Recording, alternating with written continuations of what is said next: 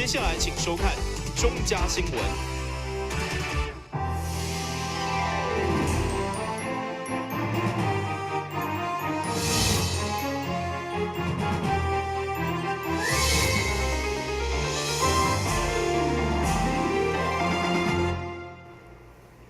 这个是各位欢迎收看6月5号的中嘉台南地方新闻。万安41号防空演习伫下晡点半登场，一直到2点，人车拢完全禁止通行。在今年演习当中，市区台南邮局受到攻击，造成大楼火灾，人员受困。伫消防电救援团队抢救顺利达成任务，场面相当逼真。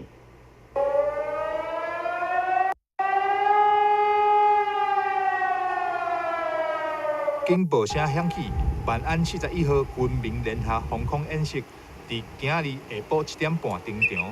会咱看到路上的人甲车拢已经净空，学校嘛伫老师的引导之下，将学生疏散到避难场所。这次台南市的演习是模拟台南邮局被强军攻击，造成大楼火灾，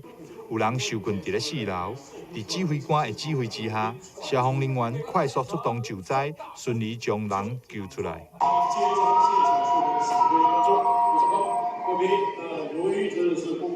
我们不管是在军方或是警政单位平常的训练那我想透过这样的演习，我们也希望说让民众能够了解，其实目前整个中共对台的这样的这个侵略的这种动机一直没有减少那我想我们其实台湾还是要加强警戒那我想这一次的演习除了动员国军跟警力之外，我们透过这样的防空这样的演习呢，能够呼吁所有的民众能够提高警觉。万安41号军民联合防空演习，目的是要强化全民战备，以及对灾难防救的应变处置能力，让个人知影平时要加一份准备，在灾害来临的时阵，就会让减一分伤害。台南新闻张伟忠采访报道。今日6月5号是世界环境日，社区大厦甲侪侪公民团体拄啊持续反对龙江设立掩埋场，嘛为当地自然地景来发声，希望历届总统、副总统拢当亲自到牛埔了解当地环境，共同推动地质公园。有关龙江的南区事件废弃物综合处理中心的设立案，因为选伫世界级的白垩年岩地景顶面，虽然到11年已经定案，但是争议延续较大。社区大厦甲侪侪公民团体特别选伫6月5号世界环境日召开记者会，邀请历届总统、副总统会当亲自到牛埔来了解当地环境，认识到这片地景的重要性。龙崎牛埔这个地方。这个有世界级的自然地景，那这个世界级的自然地景，竟然在这样的地景里面要设一个有害事业微丘的掩埋场，那我们在此呼吁我们的历届的总统跟副总统要亲自来看见台湾，这样子才能看见台湾的价值。站在艺术家的立场。看到一个世界级的自然景观，充满了无限的可能性。它可以成为一个国际级的地景公园，它可以让各种艺术的形式在这个地方去做一个非常令人惊艳的一种呈现。可是呢，我们的政府对于台湾这美丽宝岛的这种国土的运用，都采用一种没有创意，甚至是糟蹋的方法，把这样的一个独特的自然美景给毁灭掉、抹煞掉。我呼吁他们，你来看，看完以后大家再来讨论。别再回在欧北边啊，在那个地方是2人溪的上游。那我们今天呢，也有下游的人来，那也有南关县的那个议员的候选人来，所以。有我们这些学者，大家能够跳出来那么下边看的也是刚把跳出来了这是很难得的。这6、7年来我第一次遇到，所以我要呼吁我们的总统，不管是现任的，不管是历届的，您来看卖呢，看讲您坚持要做的这10几年来，您的代志处理敢对但是对，坐落来甲阮讲的，哦，若是唔对，赶紧摕，莫搁咱慢慢交叉啦吼。中华艺术科技大学副教授黄焕章表示，全台湾大概10万公顷的白垩地形，就两边古堡到300多公顷，上界完整、上界水，所以呼吁这个所在爱作为台湾的国家地质公园，甲世界各国类似的地景比较，才绝对有这个条件。欢迎总统、副总统一起来，催生国家地质公园。国语参与过的。加油！加油！加油！学校的学生活动中心一向就是大型的集会甲活动所需要的场地。不过以开完国小为例，对3、4当前目前舞台就开始被白客攻击，愈拖愈严重，威胁学生活动的安全性。对此，议会教育委员会上午特别校长了解，要求市府尽速编列预算，卡掉修复。议会教育委员会成员一来到开完国小学生活动中心的舞台顶，看到白客严重食甲呼呼气的所在，毛议员詹培雅一无小心就喊落去。学校表示，过去曾经封治，不过事后证明并无明显效果，变得愈拖愈大。3、4当来已经无办过大型活动，毕业典礼嘛拢只会当伫户外举行，所以校方透过议员的争取，希望会当尽速修复，改用更价或是招财工法。台北、新北、台中都要全部国中小要装冷气了哈，我们只是一个小小的要求，希望活动中心有冷气哈。我想这是第2点，第3点就是厕所的改善，第4点就是我们户部的改善哈。那我想逐年分项哈，可以一次到位最好，但是我想急迫性按照经费的安排，我想第一个数位机是舞台啦哈，那第2是冷气这个部分也希望我们教育局能够优先编列经费来改善。今年主要的目标是我们舞台。白蚁啊，白蚁侵蚀了我们的舞台的木质地板，所以造成它的已经严重的损坏。那我们为了顾及观众还有师生的安全，还有的民众也会来跟我们借用啊来做表演。为了这个品质跟安全性，我们来争取这样的一个经费，希望未来能够营造。大家资源共享，我们当然也希望整个开演馆也可以开放，除了师生在使用，也可以开放给这个我们的民众家长来借用。面对白客严重的侵蚀，教育局当场答应一定会编列预算优先改善。这个学校目前的状况看起来舞台确实很糟糕。好，那这个其实我们。紧急修缮的部分呢，我们都会最快的速度来支持啊。没有，你修缮没有办法改善呐、修缮那个白蚁还是会来啊。对，所以我们要分那个紧急修缮跟那个持续性的，还是说延续性来做改善了哈。那我们的经费我们优先处理在紧急安全的部分，这个一定务必要马上改善。那整体的部分哦，包括刚才有讲的，是不是冷气的部分，还是天花板灯具的部分？好，这整个我们会跟校长来做个考量。那这个计划，初步这几天校长有报上来嘛，但是像工法的问题，像刚林议员建议的哈，伊原底嘛是用舞台重做嘛哈，这个工法我们再跟校长做个考量。当年已经超过25档的活动中心，当时嘛无装设冷气，雨热天一到，师生入来就是大热汗、细热汗，毛现场会看的议员拢明显感受得到。要将冷气等电工的设备列为后一波争取的经费。但新闻顾问及林根采访报道。绿色经济当然是时代潮流，嘛是政府推动产业创新的重点项目。对此，劳动部分嘉南分署特别甲南台科技大学合作，推动相关人才培训课程，希望让更加侪有兴趣的朋友成为产业所需要人才，甚至有机会再创事业的第2春。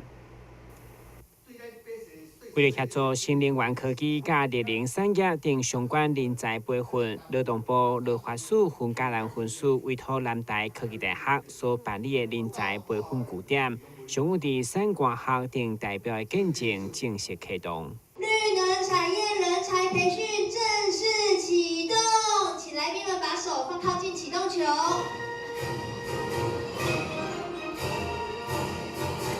根据了解，南台科技大学事前调查现况市场的人才需求，发现包括太阳能、再生能源等产业人才上界欠缺，所以政府徛伫辅导角度，特别规划就业进程甲在职等总共5班的课程，期待打造相关专业人才训练基地，互热能产业伫台南开枝拓叶。正式启动。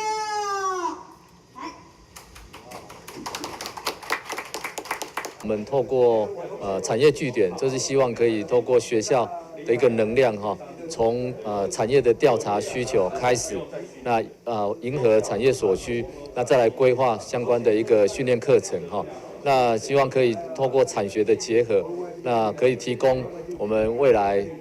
绿能科学城这边相关的一个业界哈人才所需。那透过我们目前即将由南台这边来规划，预计在8月份跟9月份会开办2班的职前的训练班哈，那另外也有3班的在职的班别哈。那我们希望不管是职前班哈，对这样的一个绿色经济人才有兴趣的人力都可以来参训。那在职的部分，不管是要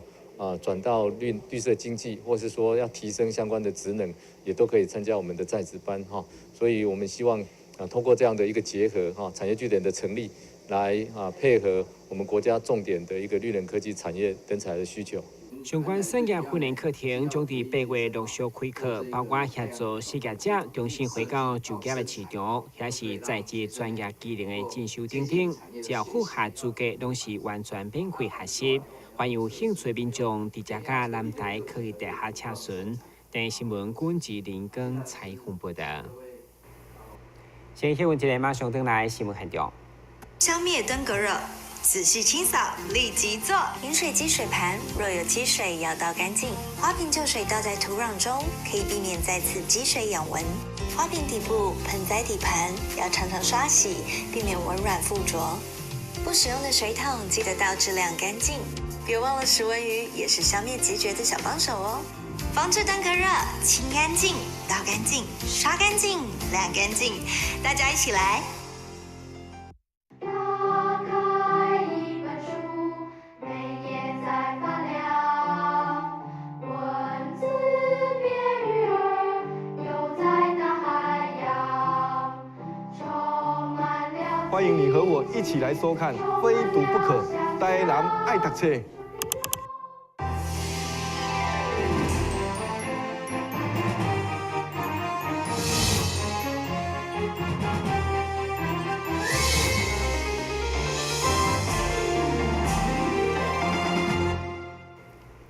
今年台南市国际凌船锦标赛6月14号将伫运河盛大登场，这摆总共195队参加，其中有一支真特别的队伍是伊甸基金会视障朋友，而且因是连续2届组队参加，相当难能可贵。目前因正努力咧练习，为比赛做最后准备。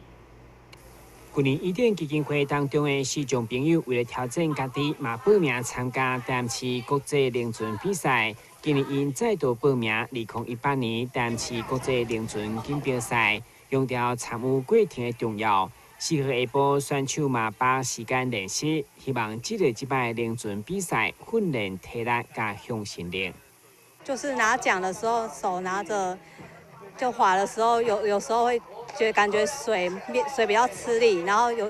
刚开始会手忙脚乱，可是后来就一直听着鼓声，就慢慢的就整齐划一起来，就一个动作一个口令这样子。第一年就是我就觉得是一个挑战啊，因为我是全盲的啦，哈，然后我就觉得说，我以前就想说，怎么可能我们视障朋友可以去划龙舟嘛？然后就想说，这样刚好我们基金会有给我们这样一个机会啊，就觉得很开心，我就参加看看啊，也是我觉得对我一个全盲者来讲，就是一个很全新的挑战嘛，也是一个很好的体验呐。对，然后经过去年之后，今年的话，当然我们是想说有新的学员，这次年轻的学员比较多比较多。然后中心也是想说，希望我们能够多支持嘛，那我就再继续参与啦，对。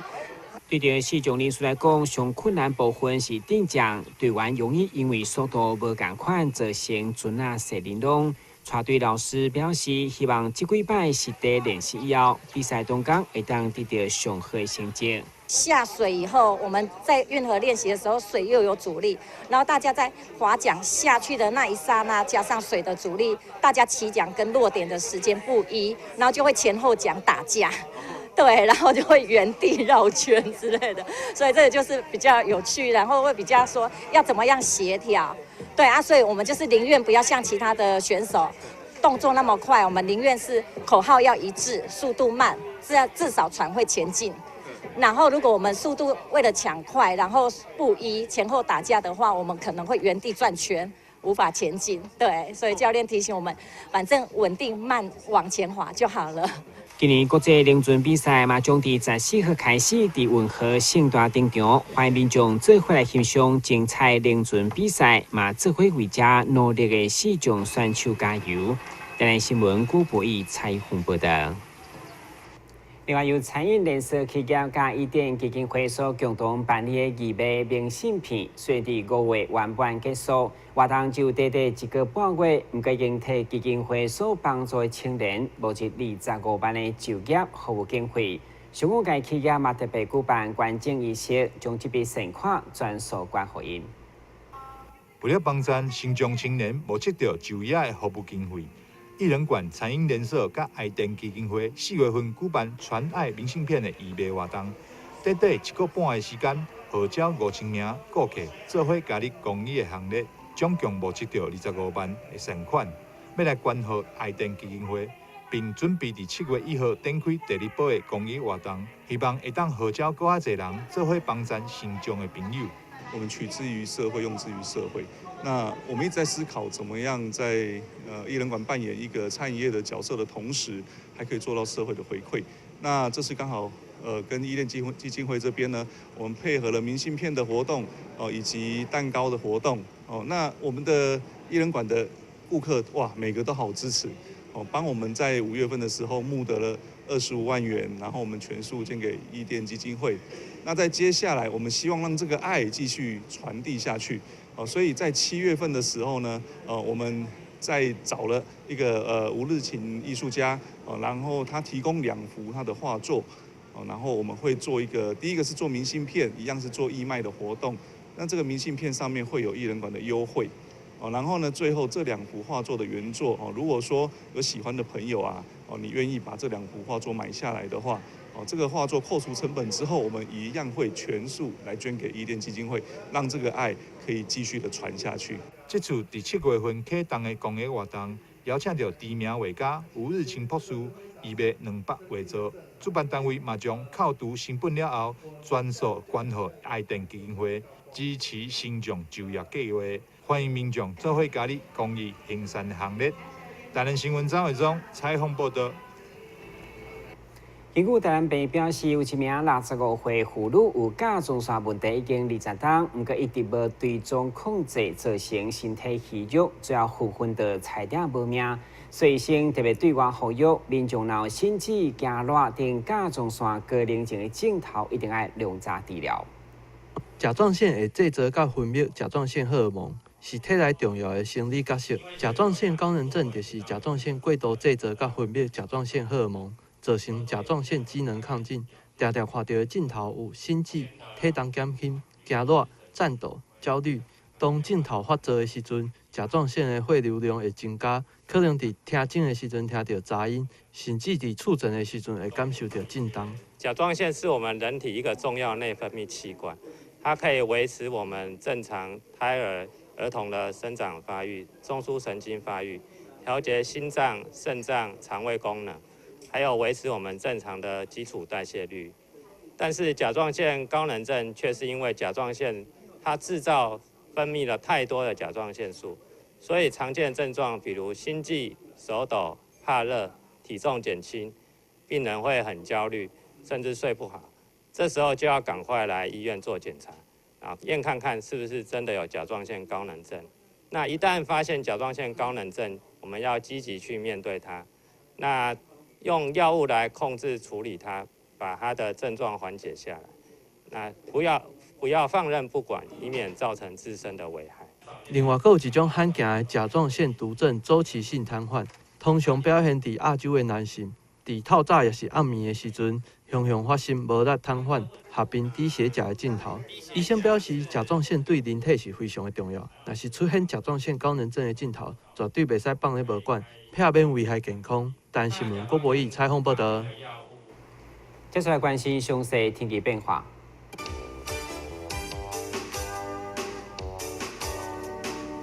明仔是节分午后地降雷阵雨天气，温度29度到32度，落雨几率4成，海面平均风力5级到6级，上大阵风8级。感谢收看6月5号的中嘉台电视新闻，咱再会。